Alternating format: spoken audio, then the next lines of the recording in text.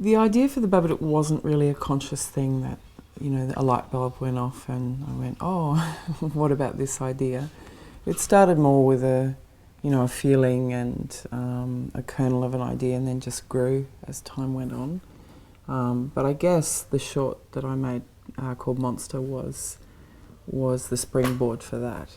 And then, I started to dream about what else was in this story. And then it all grew from that.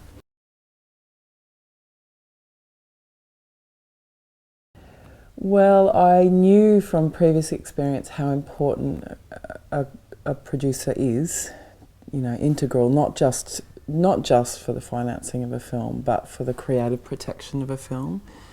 So for this one, because it's a little unusual in its concept, I really wanted someone who was an equal and who was very creatively focused, and someone who could spend time wanting to understand my ideas and then wanting to protect them. And I love Christina, and she was a friend of a friend, and so, she was someone that I knew socially, and she's just been amazing. She really has protected this film. It's been able to stay pure from the get-go because of her. Well, the themes of the Babadook that interested me, I'm very fascinated by what happens to people when they don't face things, when they push down on difficulties in themselves, and where does that go? So, if someone's had a tragic experience and they don't deal with it, how does it sit in their life? And I guess the Babadook is an exploration of that idea. Told in a very heightened way. So in the case of the Babadook, Amelia presses down on these terrible feelings so much that they develop an energy and become something that splits off from her, becomes separate from her, and then starts to control her. And what that thing is, who knows? I know. I feel what it is, but it's up to the audience to interpret what that is. Whether it's supernatural or whether it's psychological is really up to the viewer. But that's the basic idea for me. That's the kernel of the film.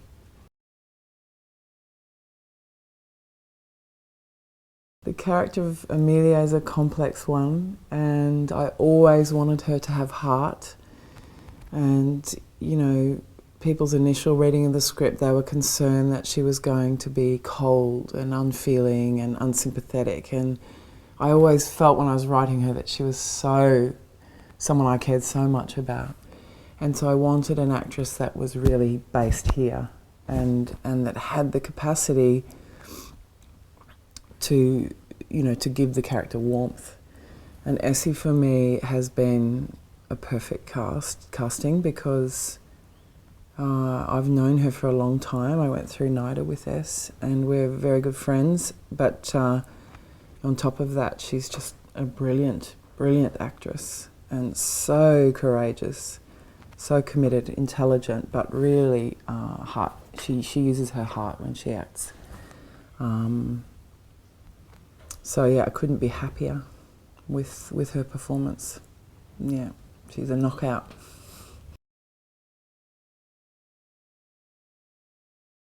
When I'd written the film and then we started auditioning 6-year-olds, I was thinking, oh my God, what have I done? Because to put a 6-year-old in the lead role in a film is a really stupid or insane thing to do, but the story demanded it. So, and we looked at children that were older, so we looked at 8 or 9, but Samuel needs a real innocence, and he is a character as well that needs to be loved by the audience. And we found that with 8 and 9-year-olds, there was a sort of a knowing quality that starts to creep in to kids around that age. So he really needed to be an actor of 6.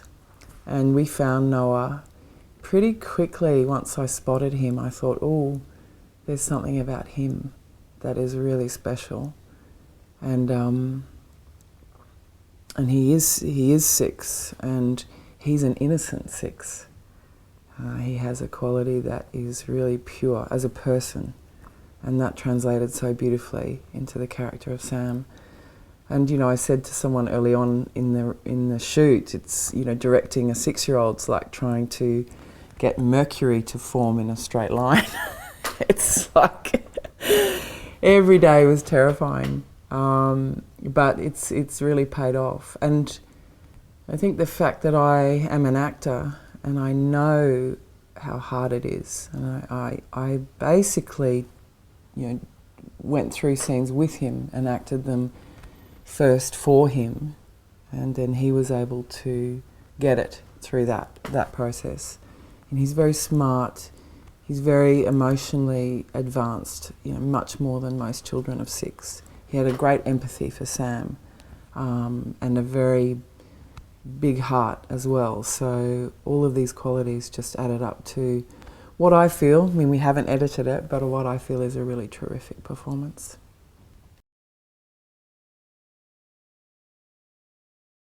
I had sort of written and been an actor since I was a kid, not in any sort of professional way, but I always knew I wanted to be an actor.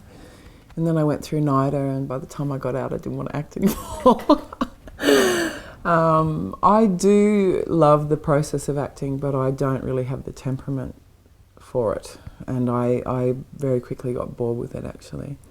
So giving that away was very easy for me. I'm quite introverted as well at times, so it was hard for me to always push myself forward. I wasn't comfortable with it.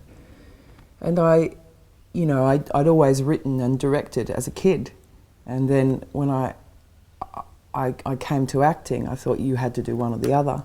It's very different now, but when I went through NIDA, it was you do one thing or you do the other thing. So I pushed that aside, but when I gave up acting, the most natural thing was to go back. At the time, I thought I don't want to go to film school because I don't like educational systems.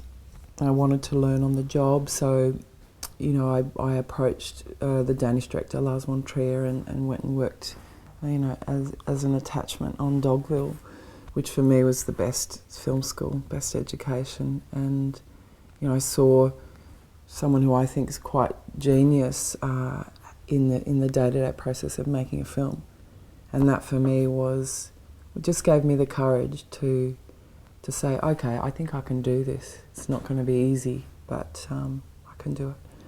So that was how the transition from acting to directing really happened. And after that film, I just worked away at my scripts. And one thing that's been integral to the development of this film is a place called Being a Film Lab in Amsterdam, which is an extraordinary script writer and director sort of script development lab. And I spent 5 months there developing this script from a treatment to a second draft. And they are an extraordinary bunch of people because they really wanted to find out what your vision was first, and then they helped you to develop the film and got on board script advisors that were suited to the vision that you had. So that for me was just phenomenal. And that's what I think has given this film a strong base.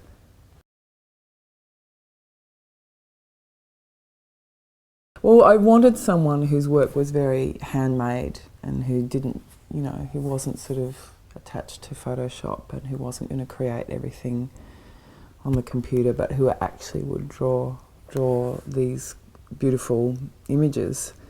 And I'd seen Alex's work, and I was using it as a reference when we were looking at potential illustrators. And you know, we had a few test Babadooks done and it wasn't quite working, and I said to Christina, well, why don't we just ask Alex himself if he wants to do this? And we did, and he was like, yeah, I want to come over. And so we spent, in early pre-production, we spent time developing that first before any of the production design or any of the cinematography came on board. We spent time with him working through that, because for me, the Babadook book is the core of the world of the film. So we had to get that right first. Yeah, so that's how Alex came on board.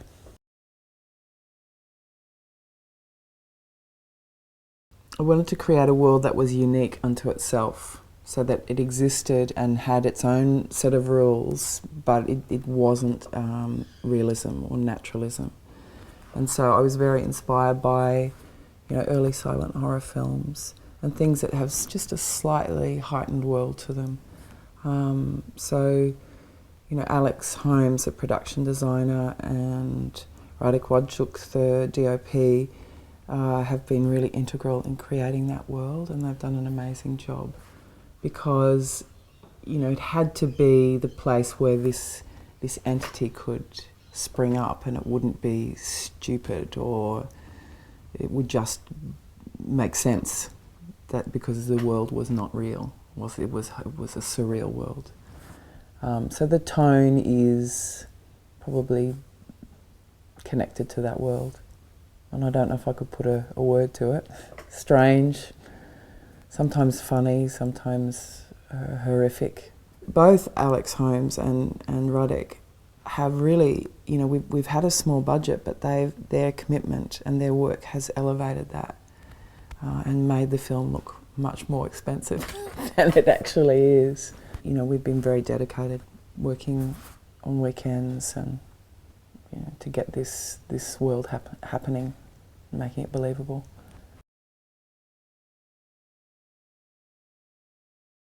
I must say that Alex Holmes is the genius of this film, and I'm so grateful to him for his beautiful work and his sensitivity and intelligence and extraordinary commitment.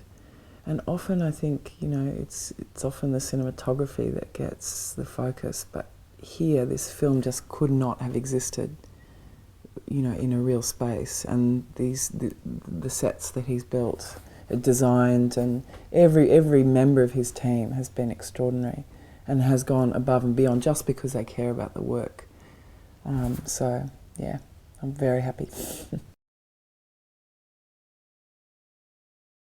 I think the hardest thing about this film was we had a very particular world, so it wasn't social realism where you could just get a camera and go into a found space and film it. It needed a lot of preparation, a lot of effort, and we had a very small window of time to make it. And we had a child, in almost every scene, so we needed more time than we had. And I think the biggest lesson for me has been to trust that somehow the film will get made, and it did. And I think too, to learn to trust the people that you've brought on board and know that they're there. You're a team, you're part of a team. So it's been the biggest thing. I think in terms of directing actors, the biggest lesson I've learnt on this is, directing children. I really thought that I was going to have to trick Noah maybe, or get him to do, certain things in order to get these emotions out of such a young child. But in actual fact, the best thing I did was to tell him the story from start to finish. I took him to the zoo and I said, "Now Noah, this is what happens." And I left out all the horrific bits, but I basically, I told him what the story was about. And I said at the end, "So basically, no, it's about the power of love." And he went, "Oh, the power of love." And so ever since then, and I said, and Sam's the real hero of this film, and he saves his mum. So whenever things got difficult, and they did a couple of times with Noah, I kind of reminded him of that. But I think what I learnt was not to look down on children, child performers. If you give them, you just have to tell them what's going on, and they can understand it from their perspective. And so if we went into emotional scenes with him, I'd just tell him exactly what's happening, and he was actually able to get there, So that was a big lesson for me as a director.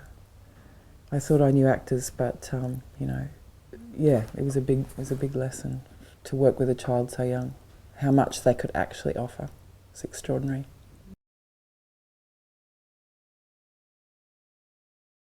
I hope that the audiences will make up their own mind about what this Babadook thing is, and that I hope that the deeper reasons I wrote this script will reach the audience, so that it's not just a film that will scare them, but that it's a film that will move them in other ways. That's my hope.